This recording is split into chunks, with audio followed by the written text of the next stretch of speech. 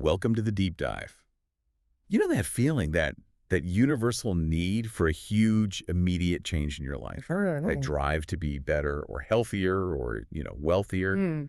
Well, today we are deep diving into the industries that really capitalize on that hunger. Yeah. We're looking at how high-intensity belief systems are engineered to influence us. And that line between real personal transformation and just being vulnerable. Exactly, the thin line. And our source material today is this really wild, kind of surprising juxtaposition. It really is. On one side, we have deep dives into high-intensity Western self-help events. Right. We're talking large group awareness trainings or LG8s and leaders like Tony Robbins. Right. His Date with Destiny event specifically. And on the other side, academic research into religious and cultural gullibility in Zimbabwe. Yeah, looking at healing, prosperity, power.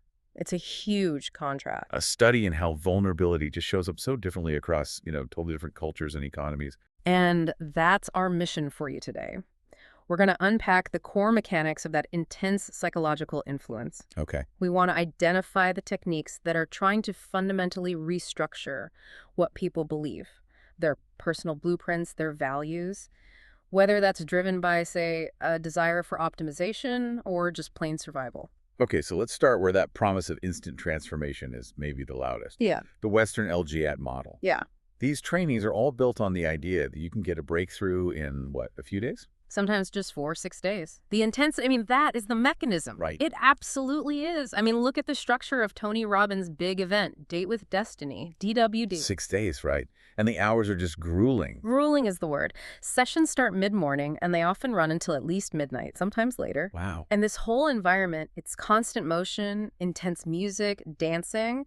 One source even says they're told to dance like Britney Spears. So it's about overwhelming your senses. It's designed to overwhelm your critical thinking. Yeah. You're physically exhausted, you're emotionally amplified, and you become extremely receptive. And in that state, they're trying to get you to find your blueprint. Yeah. What do they mean by that? Is it real self-discovery or something else? Well, the stated goal is discovery. You're supposed to find your current blueprint, which is, your deep model of the world. So your beliefs, your values, all that stuff. Exactly. The rules that govern how you think and feel, and it's all very structured.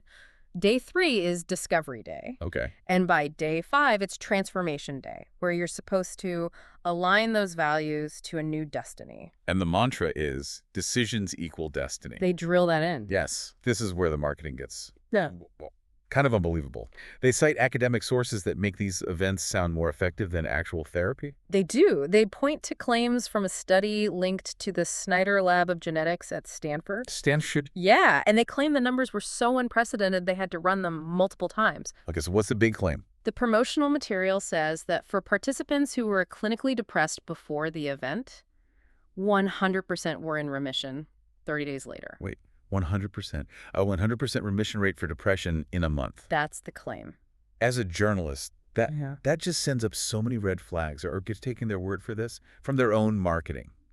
Because if that's true, it would completely change mental health. And that's the essential question, isn't it? The sources we have are citing the event's marketing and their own internal research. Right. They pair that 100% claim and an average improvement of 87.2% with these huge physiological claims. Like what? That biomarkers for performance and learning shoot up by as much as 300%. And a researcher is quoted saying he's never seen anything like this. So the message is clear. This isn't just a mood boost. It's a fundamental biological change. That's what they want you to believe. Yeah. Okay, so what are the tools? How do they engineer this kind of rapid overhaul? Well, the foundational technology is often neurolinguistic programming, NLP. NLP, right. I've heard of it. It has a connection to hypnosis, doesn't It's a it? direct connection. It was partly modeled on the work of Milton Erickson, a psychiatrist who used this really sophisticated, covert hypnotic storytelling. So not stage hypnosis. No, much more subtle. The idea is to let the subconscious mind make changes without the conscious mind resisting.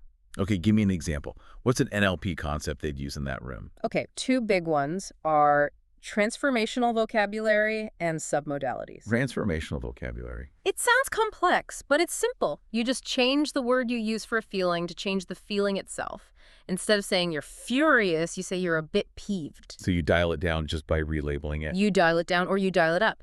You say you're irrationally exuberant instead of happy. You're changing your state with a word. And what about submodalities? Ah, that's where it gets really interesting. These are like the building blocks of your senses, the brightness of an image in your head, the volume of a sound, the temperature of a feeling. NLP says you can change how you feel about a memory by just messing with those dials. Picture a bad memory, then make the image black and white, blurry, shrink it down. And its emotional power fades. Instantly. It's like rapid emotional alchemy. So if those are the subtle tools, Mhm.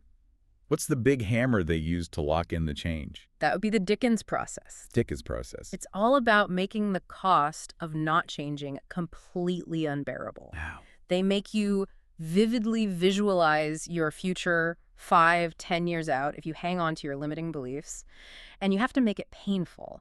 So you feel the consequences. You don't just see them, you emotionally drag 5 and then 10 years of failure with you right there in the moment. The idea is to force a complete break from your past. But that intensity, that's also why these LGNs get so much criticism, right? Exactly. This is why you hear them described as having cult-like dynamics. Or, as one source put it, upscale cults for the affluent. And that's not just a buzzword. Critics point to specific coercive techniques. Oh, for sure. Strict rules, the incredibly long hours, these really intense emotional exercises. The oldest training was famous for its confrontation. Where trainers would just insult you, basically. Yep, you were an asshole. It was about breaking down your defenses. And then there's this core paradox in how a lot of these programs work. What's that? They create this incredible euphoria, this feeling of camaraderie in the room. You feel complete. But the trainers deliberately manipulate you to then feel incomplete with what you've learned. Why would they do that? It's the business model. That feeling of being incomplete is what drives you to sign up for the next, more expensive advanced course. And to recruit your friend. And to recruit your friends, you become an unpaid salesperson. Which brings up a huge ethical issue, right? The power dynamic between the facilitator and this room of exhausted, emotional people. A massive one. The sources we looked at are explicit. Participants are in an altered state for at least 2 weeks, maybe a month, after one of these peak experiences. They're vulnerable. Extremely vulnerable. And good practice says you don't exploit that. You tell people not to make huge life decisions. But that hasn't always been the case, which is why some of these organizations have faced legal trouble over staff abuse. Okay, so we've got these high-demand Western environments that tap into our desire for progress, for control. It's optimization for the affluent. Right. Now let's use that idea of vulnerability to pivot to our other sources, where the stakes are. Well, they're not optimization. They're survival. A profound contrast. We're talking about religious and traditional contexts in Zimbabwe. Yeah, and here, gullibility gets defined academically as unwarranted belief in something with no substantiating facts, or more bluntly, a failure of social intelligence. And then the power dynamic isn't a facilitator, it's the man or woman of God, the Madar. Who is seen as being almost a personification of God, above men. And that level of reverence leads to some truly shocking acts of obedience. It really does. There's this incredible anecdote of a preacher ordering his followers to eat grass to bring them closer to God. And they did it. They did it. And one person was quoted saying they were proud that it showed with God's power, we can do anything. I mean, it's hard to imagine a greater display of control. And this ties directly into the prosperity gospel, which is huge in many parts of Africa. Hugely influential. And it's such an ironical ideology, especially in places with deep poverty. Because it's all about seeding or sowing. Right. Believers are told to plow their very limited resources into the church. The critique in our sources is that this system only makes the leaders rich, while the followers just get poorer.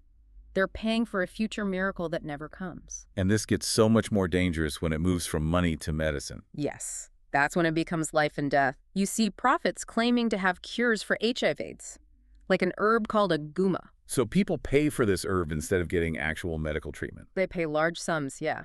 And they do it against clear medical warnings. It's trading proven science for faith in one person's authority. And the consequences are just...